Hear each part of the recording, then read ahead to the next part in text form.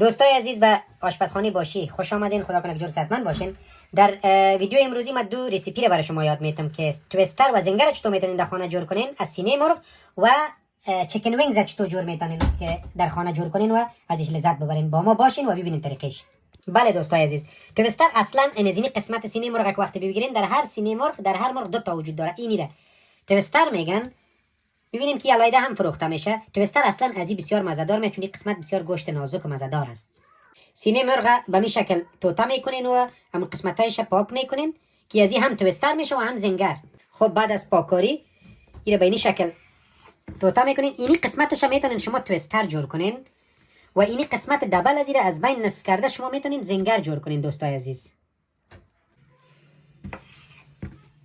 اینی قسمت شما میتونین که از بین نصف کرده زینگر کنین. کوشش کنین که هر دوش مساوی باشه. به این شکل این آماده شد.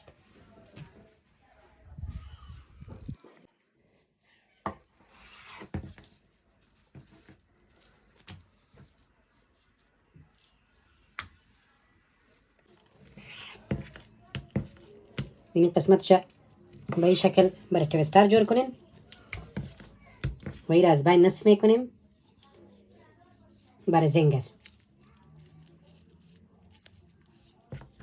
به این شکل. بله دوستای عزیز، به خاطر چیکن وینگز این بعضی کسا پست میکنه، بعضی کسا امرای پست میمونش، اما امرای پست مزه‌دارتر میه. این به این شکل نصف میکنیم. به این شکل نصف که کردیم مویای اضافگی از این میگیرین شما و این آماده اخته است.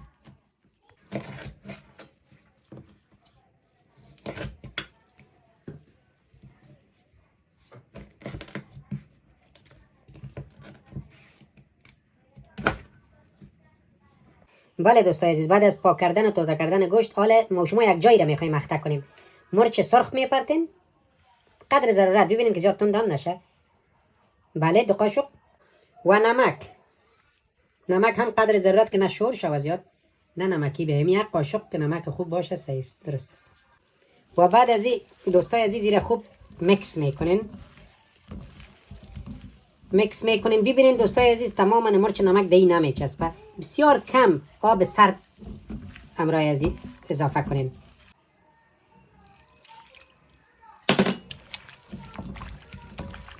ببینین شکل لعاب میگیره به خود. یک ذره تر شد تا خوب اخته شود. دوستای عزیز بعد از اینکه خوب اخته شد 1 دقیقه خوب و می شکل میکس و شورش دادین. بعد از اون میمونین 10 دقیقه شد 20 دقیقه شد یا 5 ساعت 6 ساعت هم در یخچال میتونین جای سردی را بانین. بله دوستای عزیز، بعد از اخته مرغ یک کمک آرد مندازین به خاطر که زینگر و توئیستر یا امرای آرد. این حال چی میکنین که چونی رخته کرده میگیرین اول در آب کمک ذره چیش کم شود. مرچ و اخته و موادش.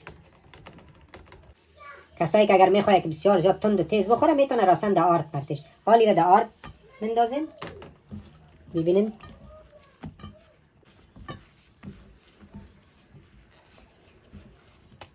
دوباره در آب.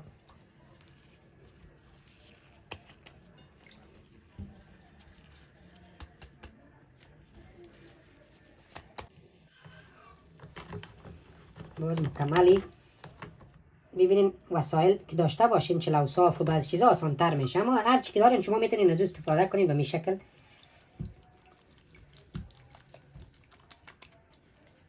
دوباره در آرد.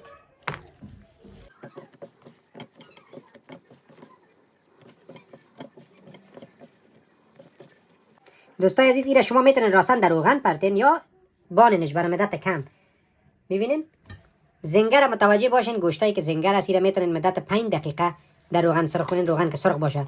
و توئیستر که اصلی توئیستر است این میتونین شما مدت 3 و نیم دقیقه و ببینین به این شکل این آماده است.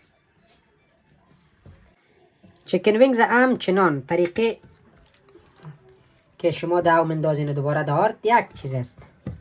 چیکن وینگز هم چنان شما بسیار مدت کم که یک ذره یک ترام شوه و خوب بچسبه آرد دیش. ببینین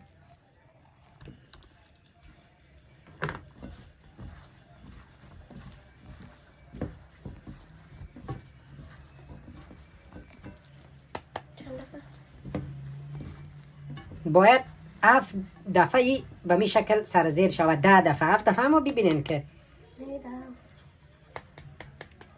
حالا دوباره در آب مندازیم.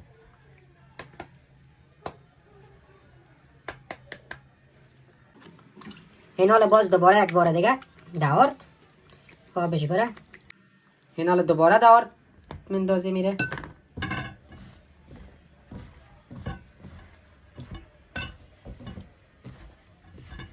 آرد ترمیده سفید باشه خوب است. بله دوستای عزیز روغن مندازین. روغن اگر یک ذره زیاد باشه که گوشت دیش غرق شوه خوب است. حالا دوستای عزیز به مدت 5 دقیقه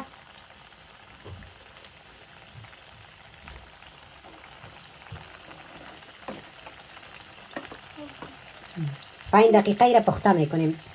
البته زینگرها را تویسترهایی که نازک نازک صورت 3 و نیم دقیقه.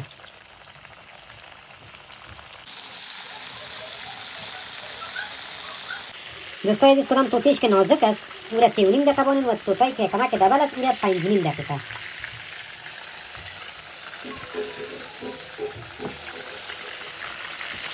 دوستای عزیز بالای مرغ مدت 7 دقیقه که روغن در صورتی که خود سرخ شده باشه یا گرم باشه یا داغ 7 دقیقه ای را پخته میکنیم.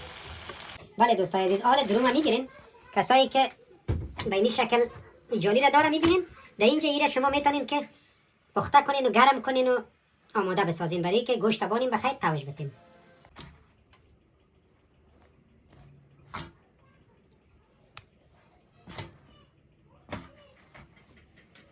بله دوستای عزیز حالا آمدیم سر تیار کردن دروم. میل خودتان که کچاپ میخورین نمیخورین هرچی که ساسی که شما میل دارین او را شما میتونین که استفاده کنین. اما طریقش ببینین. مثلا کاهو انداختیم، پیاز انداختیم نظر به و بانجان رومی. حالا میگیریم استرپس هایی را که پخته کردیم قبلا میمانیم به این شکل. ببینین و طریقی که شما ای را میتونین بند کنین این رقم. ببینین اینه این دروم تیار شد. بسیار ساده و مزه‌دار. بسم الله.